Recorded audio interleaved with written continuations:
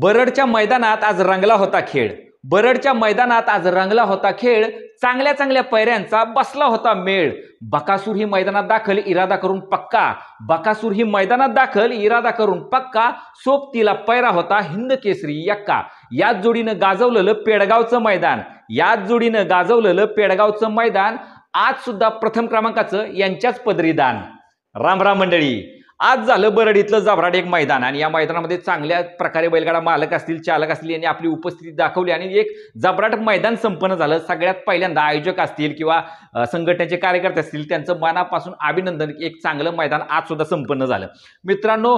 आणि या मैदानामध्ये चांगल्या प्रकारे अटी आणि तटीच्या लढती झाल्या. सेमीफायनलला पण एक जबरदस्त लढती झाली आणि फायनलला पण एक नंबर लढत झाली. सगळ्या असं म्हटलं तर अवघड ठरणार नाही. पण या मैदानाचा निकाल या मैदानामध्ये विजेती ठरलेली प्रथम क्रमांकाची जोडी होती नवम हिंद केसरी बकासूर आणि हिंद केसरी यक्का ही जोडी. जबरदस्त धाव घेत या जोडीनं आज प्रथम क्रमांकावर आपला शिक्कामोर्तब केला मित्रांनो.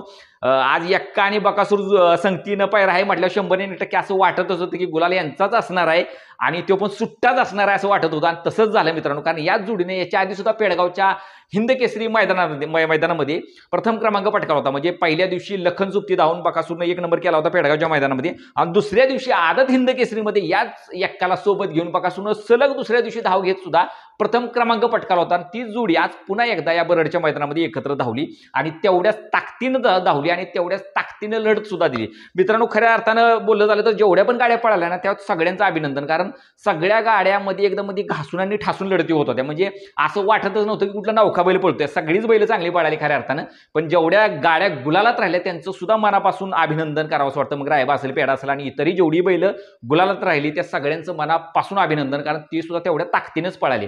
म्हणजे आपण असं म्हणू शकतो की प्रत्येक बैलगाडा मालकाचं स्वप्न असतं की मैदानात गुलाल घ्यावा आणि त्या इच्छेनंच तो प्रत्येक दिवशी मैदानात येतो. हा असं असतं की प्रत्येकाचा एक दिवस असतो, काल नाही तर आज.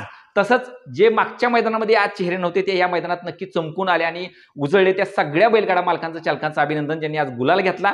आणि पुन्हा एकदा मनापासून अभिनंदन बकासूर आणि यक्का या जोडीचं की आज त्यांनी एक चांगल्या प्रकारे त्यांच्या शौकीनांना आनंद दिला. म्हणजे सगळ्या जे पण बकासूर फॅन्स असतील ना त्यांना बकासूरानं एकच नंबर कंटिन्यू करत राहावं अशी एक इच्छा असते त्यांची. प्रत्येक मैदानात तर ते शक्य नसतं पण बकासूरचा फॉर्म बघता आता सध्या तरी ते पुन्हा एकदा शक्य आहे. कारण मागच्या सलग 2 मैदान झालं ते पुन्हा एकदा फॉर्मात आलाय आणि चांगल्या प्रकारे गुलाल पण घेतो आणि 1 नंबरमध्येच मानकरी ठरतोय. म्हणजे मागच्या मैदानाची आठवण अजून अंगावर काटा आणते. जी लढत झाली होती बैजा आणि सर्जा आणि बकासूर ही लढत 1 नंबर लढत झाली ती. आणि त्या लढतीमध्ये दोन्ही गाड्यांनी अगदी घासून आणि ठासून एकदम तोंडावर निकाल घेत दोन्ही गाड्या समान उतरलेल्या. मनापासून अभिनंदन करावं वाटतं. त्यावेळेच्या त्या मैदानात सुद्धा ती माझी आठवण अजून मनातनं जायना झाली होती.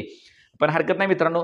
पुन्हा एकदा अभिनंदन सगळ्या गाड्या गुलालात राहिल्या त्यांचं आणि पुन्हा एकदा अभिनंदन बकासूर आणि यक्काचं. राम राम. भेटूया पुढच्या वेळेमध्ये. तोपर्यंत